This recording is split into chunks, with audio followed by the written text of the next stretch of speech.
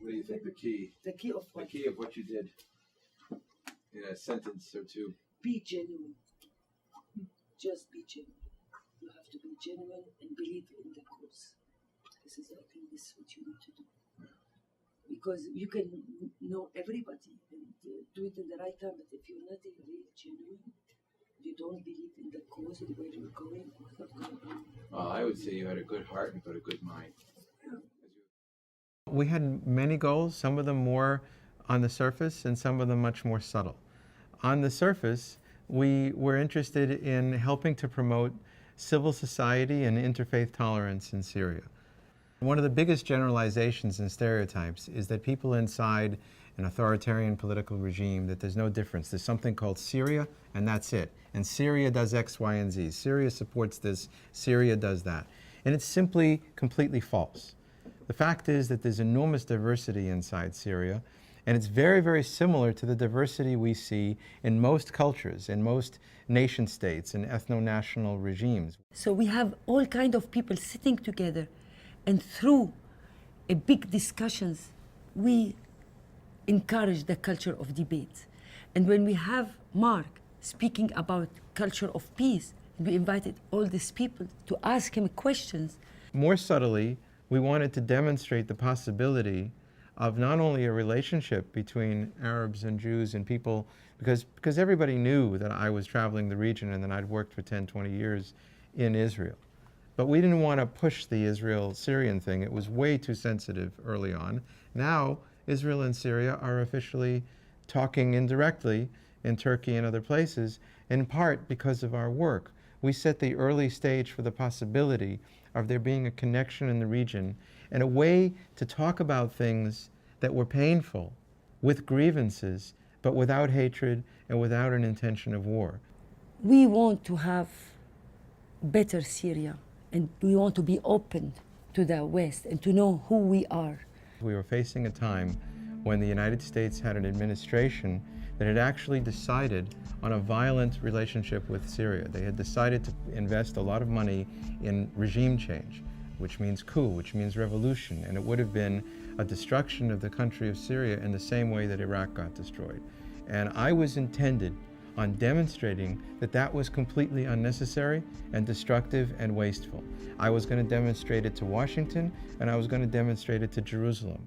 So when we have the threat of sanctioning Syria, I am worried because this is my people. I don't want anybody to die. And this is Marc.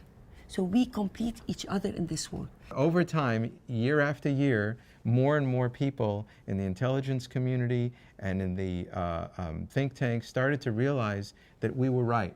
And they started to send more people to Syria. And over time, every time I went back to Jerusalem, more and more people from very high levels realized that we had a point. There was something to do with a new relationship with Syria. Same thing happened in Washington. And so that they started sending more and more high-level people.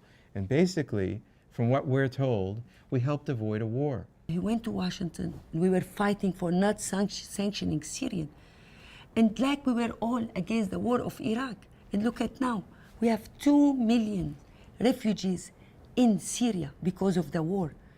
And this is when Marc Gopin's work will become so important, because we want to have peace.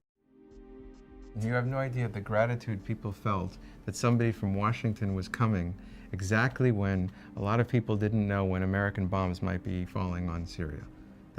Many people were afraid. They didn't know what to expect from this administration. Or do you need, I mean, I would be honored to co-teach it. If we designed it that I could come for 7 days, and within those 7 days we had 2 intensive times, we can do that. It's a culture, it's a habit. Every year, once or twice, we'll have Marc in Damascus, and he'll deliver a talk, or we'll have a different programs. And even if we are a different opinion, it is fine, because we're together and we're working on, let's say, subject about how to fight poverty. So this is poverty. Even if you're a communist or you are a priest, or you are a Ba'athist, or you are a neocons, we all agree that we need to fight poverty. And what we're saying is, Look at the extremist groups. Look at what they're using. They're enacting the human rights that you say you stand for. They're the ones offering health care. They're the ones offering family support. So where are you? You're still with your big hammer. How much we spend money in Middle East in killing each other. And with the present economic crisis, putting huge problems on government, budget, we cannot to spend more fruitless war. The amount of money that goes into peacemaking versus war making is a joke. There's billions over here and hundreds of thousands, if not a few million over here. And these are very real things that Congress people and others understand very, very well.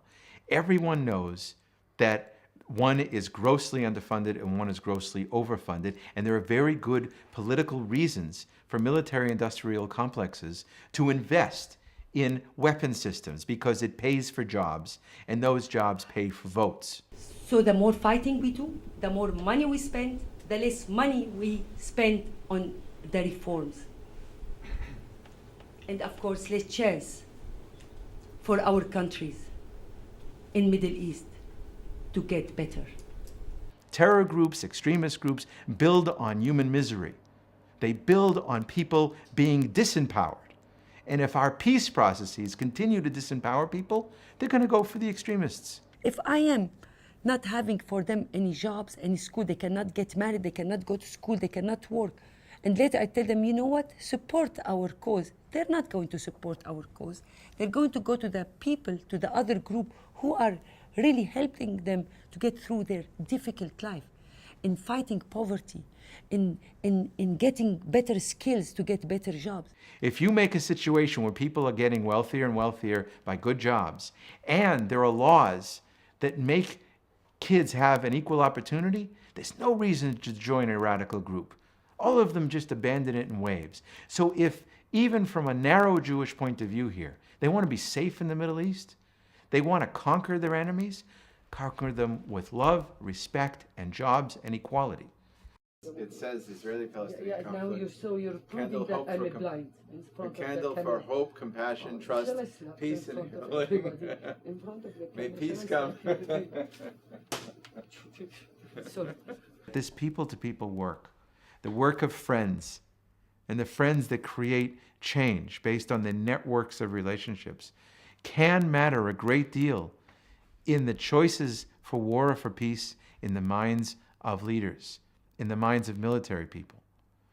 If 20 years ago, at the beginning of the Oslo process, the President of the United States and the Prime Minister of Israel and the head of the Palestinian Authority, Yasser Arafat, had been encouraged to say, we want at least once a month for every single Arab and Jew in this region to reach out and meet their neighbor and discuss with their neighbor how they're going to exist together, how they can work on water together, how they can work on protecting the children together.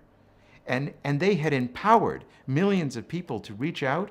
Instead of suppressing all of that, we wouldn't be with Hamas right now. We wouldn't have a radical organization in charge of Palestine. Now we're stuck. We encouraged them to have elections. They elected this group in the midst of all of their misery and desperation, and then we didn't want to accept the election results. That's already a tragedy. How do we get there? We have to rethink the entire notion of how you solve conflicts, how you come back and pull back from people killing each other. I want to see, before I die, a peace between Israel and the Arab world. I want to see, really, this is my objective. We do all this and thinking that this is what I want. I want to have peace between Israel and the Arab world. I want to see trade. I want to see good life for all the young generation. And I hope they will invite us for the signing ceremony.